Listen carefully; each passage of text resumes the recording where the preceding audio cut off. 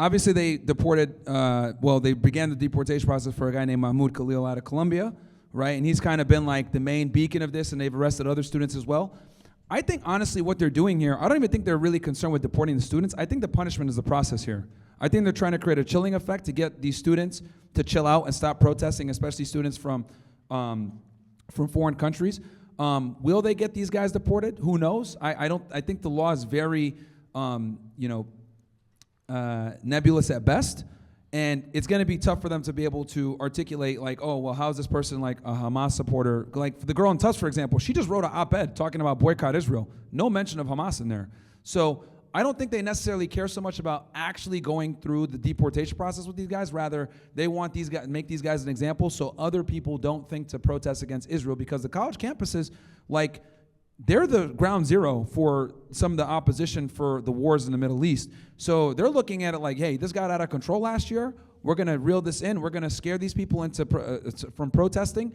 And just off of telling foreign students that they get deported, that might bring the protest down by like 50% because they don't want to get deported. So I think that's what their real goal is. Now, as far as like, Hamas and terrorism and everything else like that, and this is kind of where you get into a weird area, because I know a lot of you guys already know this, but like for those that are watching on YouTube or whatever, Hamas is the governing body of Gaza. So it's very difficult to separate the two, where if someone advocates for the freedom of the Palestinians in Gaza, it's very difficult to be able to separate that from potentially benefiting Hamas too. Because if you say, give them relief, stop the bombing, ceasefire, well, guess what? Hamas is going to benefit from that because they're not getting bombed and killed too, just alongside the citizens. And since they're amongst the citizens, it's very difficult to be able to clearly articulate if they are supporting Hamas or not, because if you advocate for the Palestinian people, you're kind of by definition advocating for Hamas too, because you don't want them, they benefit from the citizens not getting killed, right?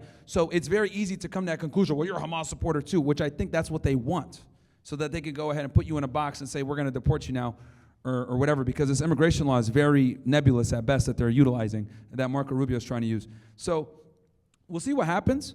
But I do think that the punishment is the process, and that's their goal here. And just to be clear here, I think Hamas is definitely a terrorist organization.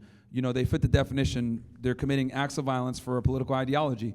But if we're going to call Hamas a terrorist organization, so is the IDF. And I think it's also important that people understand that the IDF was created by Ergun, Haganah, Stern Gang, etc. These were all terrorist organizations, even defined by the United States. And then they rebranded and became the IDF. But, Menachem Begin, right, one of the prime ministers, the father of terrorism, his nickname, I don't know if I butchered the last name, but you guys get the point. He ended up becoming a prime minister. He was responsible for the bombing of the King David Hotel, killed 100 people, British people, right, assassinations, etc. So Israel's been committing acts of terrorism for decades, and this is how the state of Israel was created. It was through terrorism. So if we're going to call Hamas a terrorist organization, fair, I agree with that, but we also need to label the IDF as one as well. But yeah, man, I think the punishment is the process here. I don't think they're really too concerned with deporting these students rather than creating a chilling effect and getting these schools to comply.